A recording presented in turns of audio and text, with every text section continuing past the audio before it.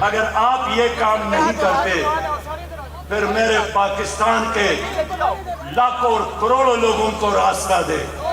ہم جانا چاہتے ہیں غزہ کو بچانے کے لیے, ہم آگے بڑھنا چاہتے ہیں فلسطین کو بچانے کے لیے, ہم اپنی جانوں کو نچھاور کرنا چاہتے ہیں, ہم اس راستے میں آگے بڑھنا چاہتے ہیں. لیکن یہ نہیں ہوگا کہ آپ ہمارے راستے میں بھی رکاوٹ بنتے ہیں اور خود بھی کوئی قدم نہیں اٹھاتے.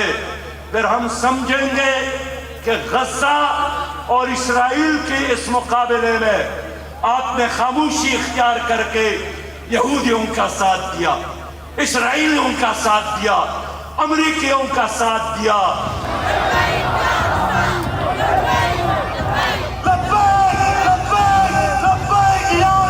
رمضان المبارک کے 27ویں دن جمعۃ الوداع کو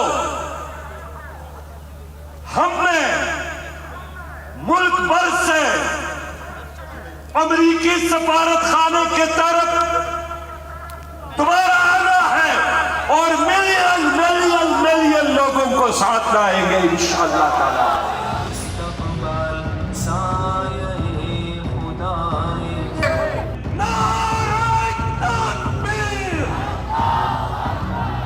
اس وقت جو ظلم کی انتہا ہے کہ پوری جو مغربی ممالک ہیں اس میں ایک فورم پہ ہیں اور تمام حکمران جو ہیں وہ بالکل خاموش ہیں. اور اس سے تکلیف زدہ بات یہ ہے کہ مسلم امہ کے حکمران بھی خاموش ہیں.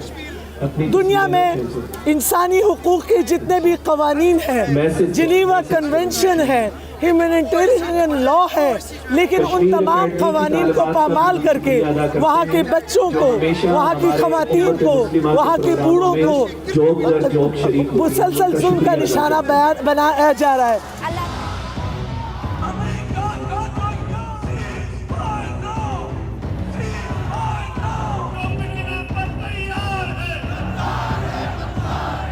اللہ تعالیٰ نے جماعت اسلامی کو اتنی پاور دی ہے کہ وہ اس پاور کے استعمال کے ساتھ اور صحیح استعمال کے ساتھ اور ایک جہاد کر سکتے ہیں اور وہ فلسطینی بہن بھائیوں کو ان چور, لٹیرے اور غاصبوں کی مدد کے بغیر آزاد کروا سکتے ہیں. اور الحمدللہ یہ اللہ تعالیٰ نے ہمیں ہمت دی ہے, حوصلہ دیا اور اتنی پاور دیا.